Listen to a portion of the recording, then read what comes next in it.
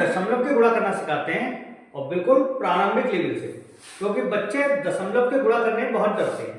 तो जब भी कभी किसी संख्या का गुणा दशमलव वाली संख्या में करें तो जैसे नॉर्मल गुणा करते हैं पहले वैसे ही गुणा करेंगे। देखिए सबसे पहले क्या करना है, 2.325 का गुणा 1.21 में करना। तो जैसे हम नॉर्मल गुणा करते हैं वैसे करेंगे, पहले 1 का गुणा किया। अब चूंकि 2 दहाई के स्थान पर है तो यहाँ पे हम एक शून्य लगा लेंगे, या नॉर्मली हम क्रॉस भी लगाते हैं। अब 2 से गया 2 पंचे 10 का 0 हासिल 1, 2 दूनी 4 और 1 का 5, 2 तिया 6 और 2 दूनी 4। अब फिर से 1 आ गया, 1 सैकड़ा के स्थान पर है इसलिए हम यहाँ पे 2 0 या 2 क्रॉस लगा लेते हैं।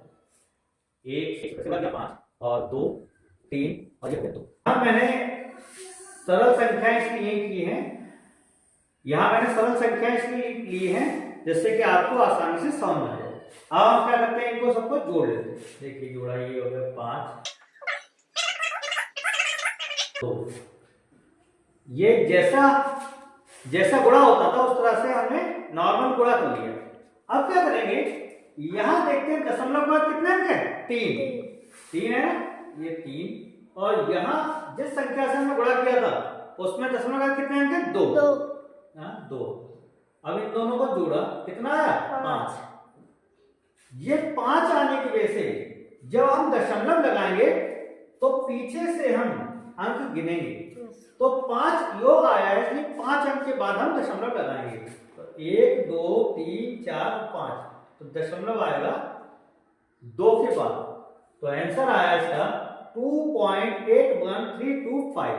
समझ आ गया? Yes sir. अगली जो हमने संख्या ली है 2.345 का गुणा करना है 0.003। ठीक है, तो नॉर्मल जैसे गुणा करते हैं वैसे गुणा करेंगे। देखिए 3 का हमने गुणा किया, 3 बचे 15 का 5 हासिल 1, 3 चौक 12 और 1 13 का 3 हासिल 1, 3 के 9, 1 10 का 0 हासिल का 1, 3 दूनी 6 और 1 7। अब क्योंकि शून्य, अब यहाँ तो कुछ होना नहीं था, गुणा तो होना नहीं क्योंकि शून्य आया, तो हम क्या करेंगे, यहाँ हमने दशमलव गिना, अब हमें लगाना दशमलव। यहाँ दशमलव के बाद कितने अंक है इसमें, 3। पहली संख्या में दशमलव के बाद 3 अंक है, तो 1 2 3 यहाँ लिखा देखिए 3। और दूसरी संख्या जिससे गुणा किया उसमें दशमलव के बाद कितने अंक है, 4। 1 2 3 4।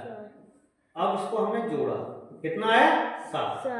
मतलब कि दशमलव हम पीछे से 7 अंकों के बाद लगाएंगे।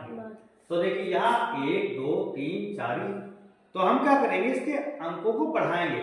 किसी भी संख्या के आगे शून्य लगाने से उसमें कोई भी फर्क नहीं पड़ेगा।